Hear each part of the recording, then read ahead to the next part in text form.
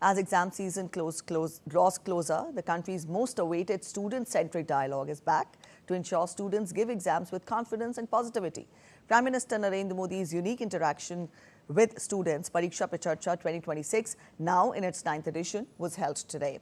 Addressing the students, Prime Minister Modi stressed that education should not feel like a burden and it needs our total involvement.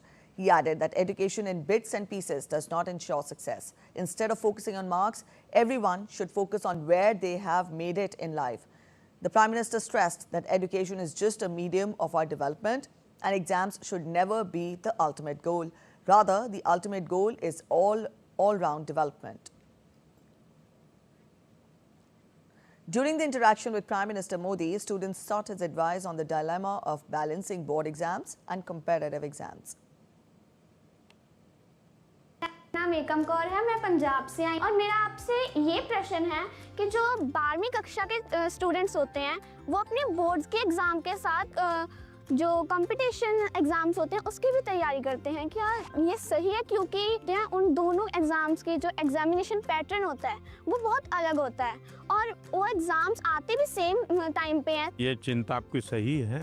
एक ही समय में दो मान लीजिए cricket का खेल खेल रहा है, उसी समय उसको फुटबॉल का भी मैच में जाना है तो उसको लगता है कि मैं क्रिकेट के लिए मेहनत करूं कि फुटबॉल के लिए। Yes sir. मेरा आग्रह रहेगा तो आपको पहली प्रायोरिटी 12th को देनी पड़ेगी। लेकिन अगर हमने एक विद्यार्थी के रूप में जो मेरे उम्र से मेरे क्लास से जुड़े हुए सिलेबस को आत्मसात किया है तो कॉम्पिटिटिव एग्जाम उसके लिए अलग मेहनत नहीं करनी पड़ेगी। Yes sir. ये बाय प्रोडक्ट होगा।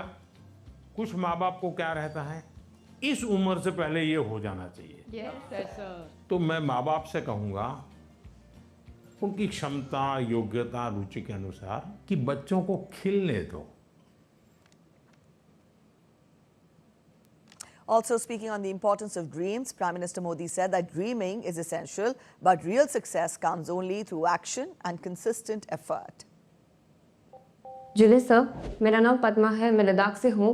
तो मेरा ये प्रश्न है कि हमारे उम्र के बच्चे को बड़े सपने देखने चाहिए और उन्हें पूरा करने की शुरुआत कहाँ से करना चाहिए सर? सपने न देखना वो तो क्राइम है। सपने देखने ही चाहिए, लेकिन सपनों को गुनगुनाते रहना ये कभी काम नहीं आता है। और इसलिए जीवन में कर्म को प्रधान देना चाहिए। मैं जहां हूं वहां मुझे सफल होना है, तभी मैं आगे जाऊंगा। मैं देखता रहूं और मुझे अगर पैर पे चढ़ना ही है तो आम देखता रहूं तो आम नहीं पकड़ता। अब जैसे मान लीजिए हमारा मन कर गया कि मुझे एस्ट्रोनॉट होना है और मुझे चंद्रमा पे जाना है, तो फिर मुझे पढ़ना चाहिए कि पहले एस्ट्रोनॉट कौन हुए, उनकी बायोग्राफी क्या थी, ये स्पेस होता क्या है। धीरे धीरे उसमें रुचि हमारी बढ़ानी चाहिए। फिर टीवी पे कोई कार्यक्रम है तो उसको खाद देखना चाहिए, तो आपको खाद पानी मिलता रहेगा, आपको फर्टिलाइजर जिसको कहें मिलता रहेगा, तो वो विचार आपका पनपेगा। औरों को बताने से फायदा नहीं होगा। कभी कभी हम बता देंगे भाई मजाक उड़ाएंगे, ये तो एस्ट्रोनॉट बनने वाला है।